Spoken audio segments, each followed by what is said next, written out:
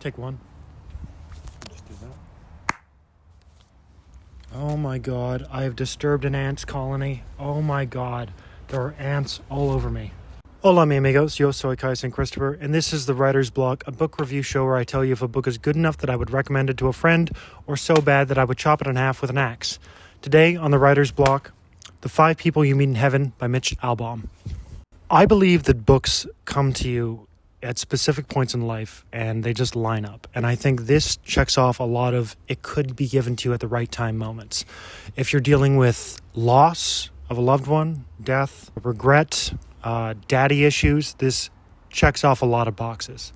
The main character dies. This is not a spoiler. It is the very first line of the book. The first chapter lets you know that he's going to die and then walks you through his day 1 hour leading up until his death.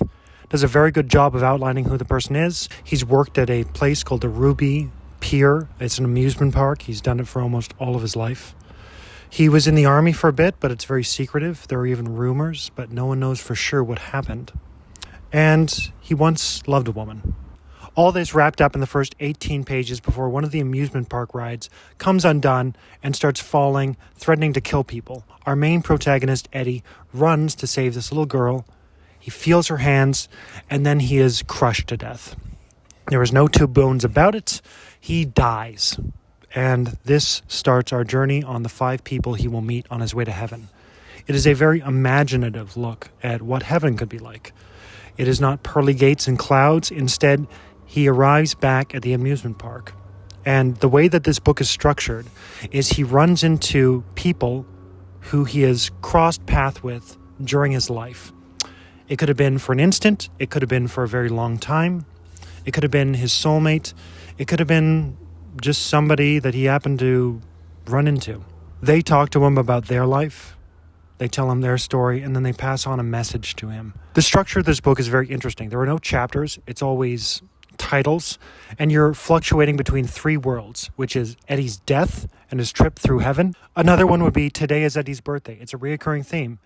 It keeps coming up. Today is Eddie's birthday. He is 9. Today is Eddie's birthday. He also dies on his birthday. And if I were him, I would just never leave the house if it was my birthday, because apparently nothing happens to Eddie except on the day that he was born. The final form is just a workplace setting. It shows up Wednesday, 7 a.m., Monday, 7:30 p.m., and it follows the coworkers after Eddie has died. All in all, this is a very descriptive read. I thought at first that you could even cut out entire paragraphs and just place the first sentence and you wouldn't be missing anything. But one of the strengths that this author has is going into grave and beautiful detail about each scene that he's doing.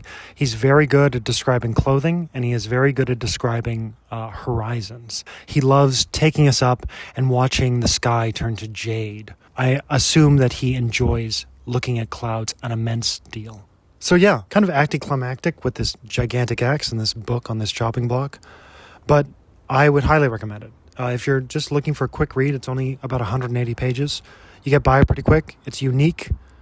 And if you have a friend that's going through something, chances are that this book will hit a sweet spot for them.